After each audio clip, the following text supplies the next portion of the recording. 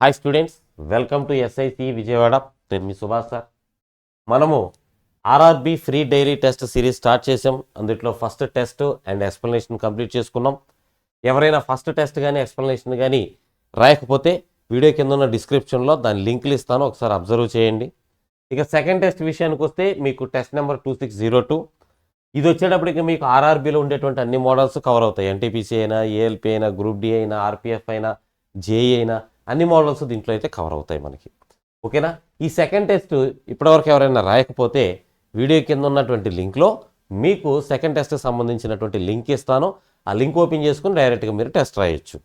అదేవిధంగా మన size app ఎస్ఐసిఈ అనేటువంటి యాప్ని కనుక మీరు ఇన్స్టాల్ చేసుకుంటే మేము టెస్ట్ పెట్టిన వెంటనే మీకు పుషప్ నోటిఫికేషన్ వస్తుంది. సో ఇమీడియట్గా రాసుకోవచ్చు. అదేవిధంగా వీడియో కింద ఉన్నటువంటి లింక్లో మీకు డిస్క్రిప్షన్లో ఆ లింక్ కూడా ఇవ్వడం జరుగుతుంది. సో టెస్ట్ రాసి మీకు ఏ క్వశ్చన్కి ఆన్సర్ రాలేదు లేదా అన్నీ చేయగలిగారా, ఇంకా షార్ట్కట్లు ఏమైనా చేయొచ్చా అనేది తెలుసుకోవడం కోసం వీడియోని కంటిన్యూ అయితే చేయండి. వీడియో మీకు యూస్ఫుల్ అనుకుంటే లైక్ చేయండి, సబ్స్క్రైబ్ చేయండి. అదేవిధంగా నలుగురికి షేర్ చేయండి. ఇంకో నలుగురికి మన వీడియోస్ ఉపయోగపడే అవకాశం ఉంటుంది. సరే మిత్రులారా, కంటెంట్లోకి వెళ్లే ముందు మన ఎస్ఐసి విజయవాడ ఆఫ్లైన్ క్లాసెస్లో మీకు RRB all courses, technical, non technical 2 సబ్జెక్టులకి ఆల్ కోర్సెస్ అందించడం జరుగుతుంది. మీకు ఎవ్రీ మండే న్యూ బ్యాచ్ ఉంటుందండి. దీనిలో long term, short term batches ఉంటాయి. డైలీ 6 అవర్స్ క్లాసెస్ కంపల్సరీగా జరుగుతాయి. డైలీ టెస్ట్, ఇప్పుడు మీకు ఏవైతే ఎక్స్ప్లెనేషన్ టెస్ట్లు ఉన్నాయో అలానే దీంతోపాటు గ్రాండ్ టెస్ట్లు కూడా కండక్ట్ చేస్తాం. సో డైలీ టెస్ట్లు ఉంటాయి. నాన్ మ్యాథ్స్ వాళ్ళకి స్పెషల్ కేర్ తీసుకొని స్పెషల్గా క్లాసెస్ కండక్ట్ చేస్తాం. సో ఎవరైనా రైల్వేలో 100% జాబ్ సాధించాలి అని అంటే ఈ ఆఫ్లైన్ క్లాస్కి వచ్చేయండి. జాబు లేకుండా వెళ్ళే పరిస్థితే లేదు. మీరు రెగ్యులర్గా క్లాస్కి వచ్చారా, జాబ్ కొట్టారని అర్థం, అందులో అనుమానమే లేదు. దానికి తోడు సంక్రాంతి లోపు ఎవరైనా జాయిన్ అయితే వాళ్ళకి 20% ఫీజు డిస్కౌంట్ కూడా ఇవ్వడం జరుగుతుంది. అబ్జర్వ్ చేయండి. ఓకేనా? ఇక కంటెంట్లోకి వెళ్దాం. సెకండ్ టెస్ట్లో ఫస్ట్ క్వశ్చన్ అబ్జర్వ్ చేయండి. 12% of A 12% of A is equal to 25% of B. అయితే ఏ ఈజ్ టు బి అంత అని అడుగుతున్నారు. చూడండి, 12% ఆఫ్ ఏ, అటు ఇటు పర్సంటేజ్ క్యాన్సిల్ చేసేద్దాం. నాకు ఏ ఈజ్ టు బి కావాలి.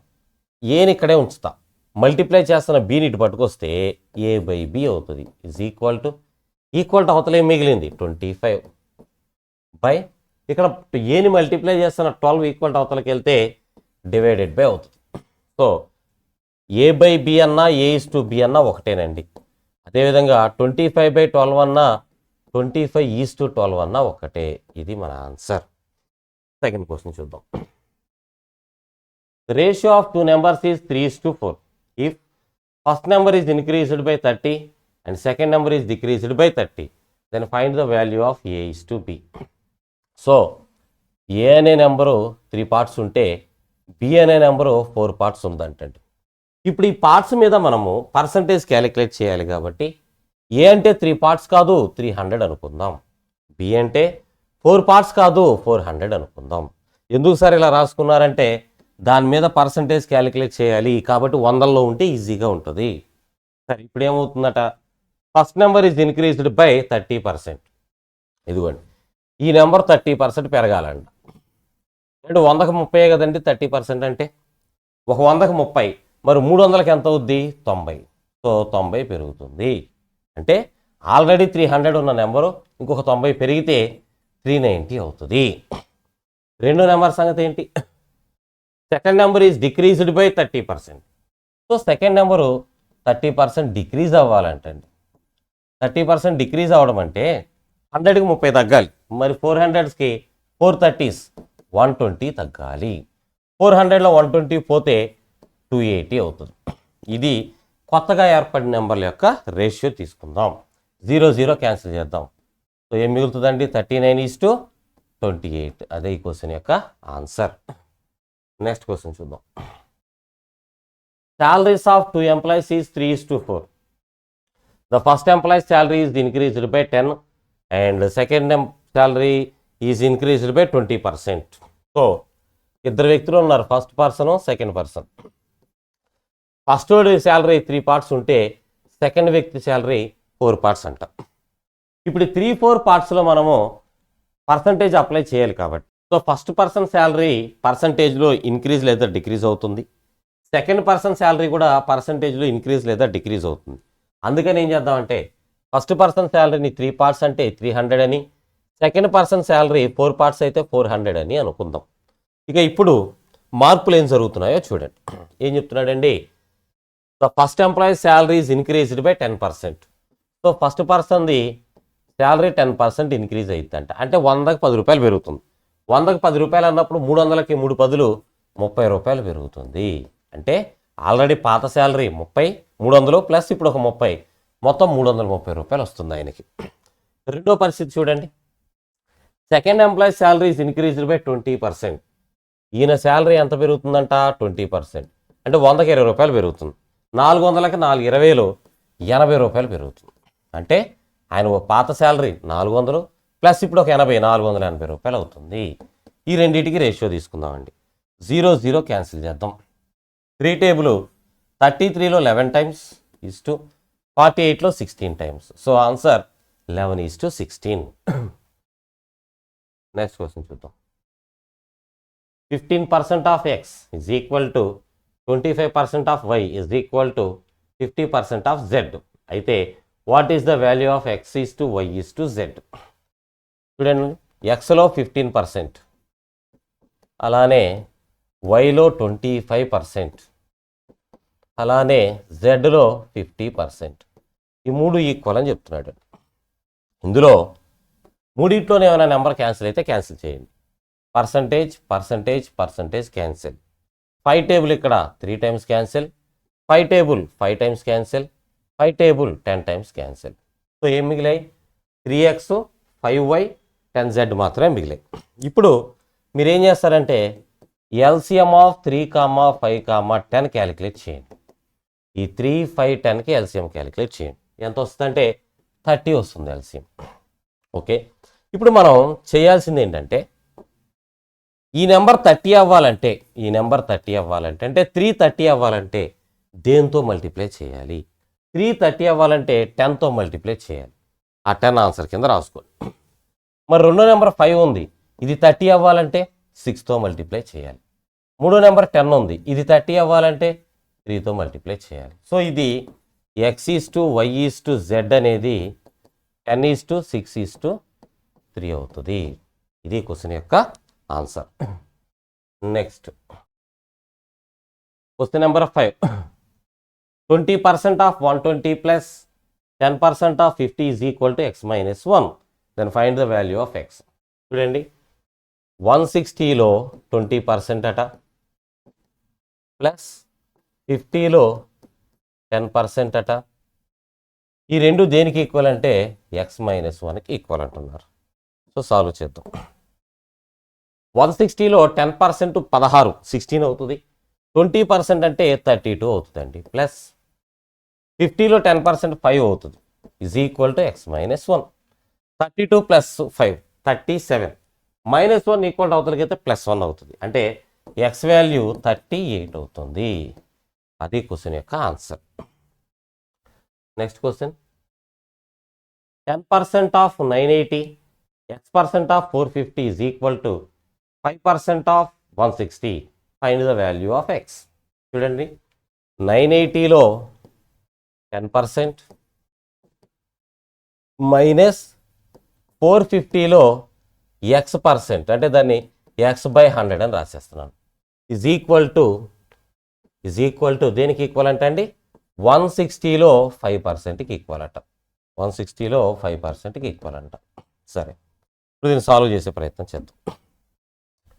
ఇక్కడ 980లో 10% అంటే 98 అవుతుంది, మైనస్ 50 టేబుల్ 450లో 9 టైమ్స్ అండ్ 100లో 2 టైమ్స్. ఏమొస్తుంది, 9x/2 ఈజ్ ఈక్వల్ టు 160లో 5% అంటే 160లో 10% 16, 5% అందులో సగం 8 అవుతుంది. ఓకే, ఇక ఇక్కడ మనం అబ్జర్వ్ చేస్తే 8ని ఈక్వల్ టు యువతలు తీసుకొద్దాం, -8 అయిపోద్ది. 9x/2 ఈక్వల్ టు అవతల తీసుకెళ్దాం, 9x/2 is equal to 98 minus 8 90 అవుతుంది. 9 వచ్చేసి 90లో 10 టైమ్స్, అప్పుడు x ఈజ్ ఈక్వల్ టు మనకి, సో x వాల్యూ 2 ఇంటూ 10 20 అవుతుంది.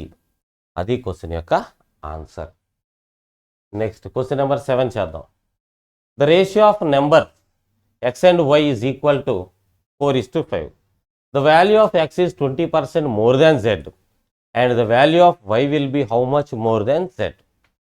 ఇక్కడ ఎక్స్ వై జెడ్ అని 3 నెంబర్లు ఉన్నాయంట. ఎక్స్ వై ఎలా ఉన్నాయి?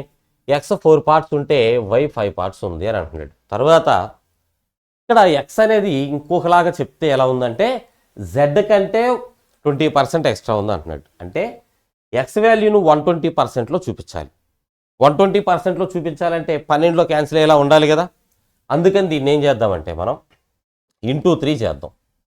ఇంటూ 3 చేద్దాం, 2 నెంబర్లను ఇంటూ 3 చేస్తే అప్పుడు ఎక్స్ వాల్యూ 12 వస్తుందండి అండ్ వై వాల్యూ 5 ఇంటూ 3 15 అవుతుంది. లెక్కలో ఏం చెప్తున్నాడంటే ఎక్స్ అనేది 120%, 20% ఎక్స్ట్రా ఉండాలి అంటున్నాడు. దేనికంటే జెడ్ 100% అయితే, జెడ్ 100% అయితే ఎక్స్ అనేది 120% ఉండాలి అంటున్నాడు. సరే 120 ఉన్నది 12 ఉన్నప్పుడు 100 ఉన్నది ఏమైందండి 10 అవుతుంది. So x value 12, Y value 15, Z value 10. ఇది క్లియర్ మనకి. ఇప్పుడు దీనిలో అడుగుతున్నది ఏంటంటే Y will be how much more than Z. Okay, Z కంటే వై ఎంత ఎక్స్ట్రా ఉంది అంటున్నాడు. ఎంత ఎక్స్ట్రా ఉంది? జెడ్ ఏమో 10 ఉంది, వై ఏమో 15 ఉంది, 5 ఎక్స్ట్రా ఉంది కదా. ఈ 5 అనేది జెడ్లో 10లో ఎంత పర్సెంట్ క్యాలిక్యులేట్ చేస్తే 5 10లో 2 టైమ్స్, 2 వచ్చేసి 100లో 50 టైమ్స్. సో 50% ఎక్స్ట్రా ఉంది. ఇది క్వశ్చన్ యొక్క answer. 8th question. If A is equal to 7.5% of B and B is equal to 1.5% of C and D is equal to 5% of C, find the value of A is to D. ఇక్కడ చూడండి, ఏ దేనికి equal అట? 7.5% symbol తీసేసి divided by 100 వేద్దాం. 7.5% of P.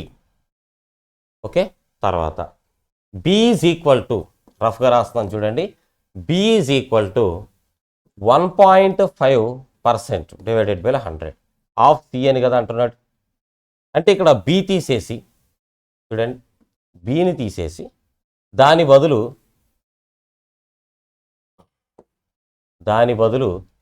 1.5/100 C అని రాసుకోవచ్చు కదా.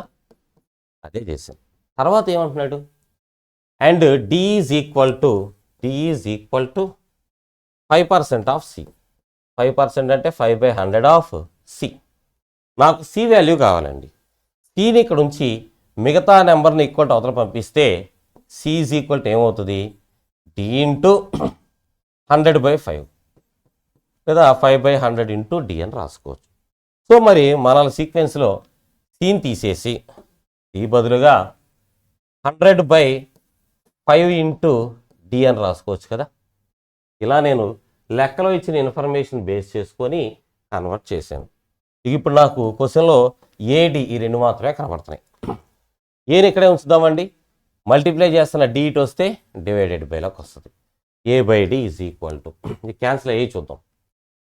ఒక 100 ఇంకో 100 క్యాన్సిల్ చేసేద్దాం. తర్వాత 5 వచ్చేసి 1.5లో 0.3 టైమ్స్ క్యాన్సిల్ అవుతుంది. తర్వాత 2.5 అనేటువంటి నెంబర్, 2.5 అనే నెంబర్, దీనిలో 3 టైమ్స్ క్యాన్సిల్ అయితే 10లో 4 టైమ్స్ పక్కన 0 ఉంది కాబట్టి 100లో 40 టైమ్స్ క్యాన్సిల్ అవుతుంది. ఇంకేం మిగిలాయి? 3 ఇంటూ 0.3 అంటే 0.9/40. ఇవి మనకు మిగిలాయి. పాయింట్ తర్వాత ప్లేస్ని ఎలిమినేట్ చేయడానికి న్యూమరేటర్ డినామినేటర్ రెండింటిని 10తో మల్టిప్లై చేస్తాం. చేసినప్పుడు 0.9 ఇంటూ 10 9 అవుతుంది. 10 ఇంటూ 40 400 అవుతుంది. అంటే A/D లేదా A/D ఈజ్ ఈక్వల్ టు 9/400 లేదా 9:400. ఇది క్వశ్చన్ యొక్క ఆన్సర్. నెక్స్ట్ క్వశ్చన్ చేద్దాం. If 60% of a number is added to 120, the result is same number. What is 60% of the number. Okay, ఇక్కడ అడుగుతుంది ఏంటో చూద్దాం. 60% ఆఫ్ ఏ నెంబర్, ఒక నెంబర్ ఉందండి, ఆ నెంబర్లో 60% తీసుకున్నాం, దీనికి 120 కలిపాం, కలిపితే ఎంత అవుతుందంట, అది సేమ్ నెంబర్ వస్తుందంట.